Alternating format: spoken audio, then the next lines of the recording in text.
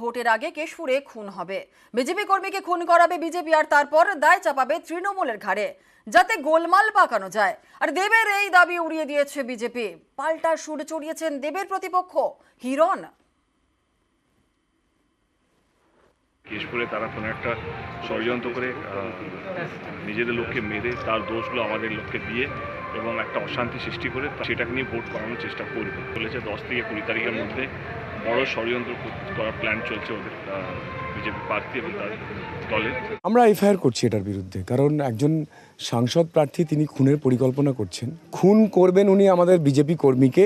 আমরা সবাই নিরাপত্তা চাই নির্বাচন কমিশনের কাছে। উনি যে খুন করার পরিকল্পনা করেছেন তার জন্য ওনাকে ইমিডিয়েটলি অ্যারেস্ট করতে হবে।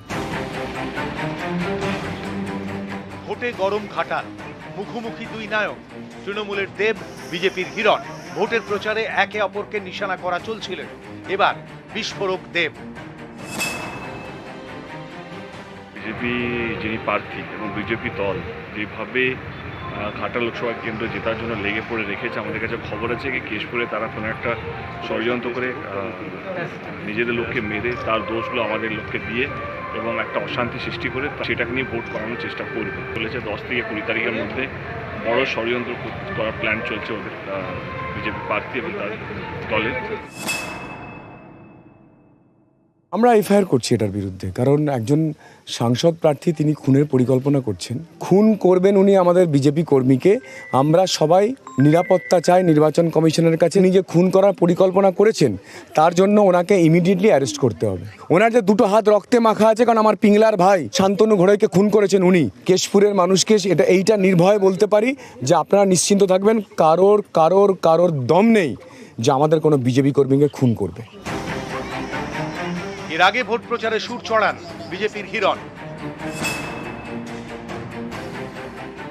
মা বোনেরা হাতে লাঠি ঝাঁটা বটি কাটারি নিয়ে থাকবে, আর মিশ্র বাহিনী যদি আসে তাহলে মা বোনেরা সামনে থাকবেন, আমি থাকবো সামনে। হাতে লাঠি ঝাঁটা কাঠারি বটি নিয়ে থাকবেন। তোকে ওপেন চ্যালেঞ্জ দিয়ে গেলাম এই বল পাইতে, তুই একবার এসে এবারে ভোট লুট করে দেখ, তোর ঠ্যাং খোরাক করে দেবে এখানকার মা বোনেরা। আমি থাকবো।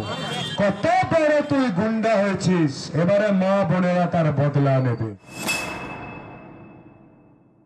হিরণের জন্যই আমি হয়তো বেশি ভোটে জিতবো এবং আমার মার্জিনটা আমি অতটা না পরিশ্রম করছি, আমার মনে হিরণের পরিশ্রমের জন্য আরো বেশি মার্জিন আমি জিতবো। ঘাটালের টানা দুবারের সাংসদ দেব, তার থেকে বারবারই সৌজন্যের রাজনীতি দেখা গিয়েছে। এবারও শুরুতে হিরণকে সেভাবে আক্রমণ করতে শোনা যায়নি, তবে মনোনয়নের দিন কটাক্ষ করতে ছাড়েননি।